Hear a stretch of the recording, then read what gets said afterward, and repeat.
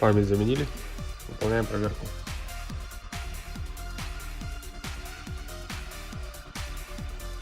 Пока все идет хорошо.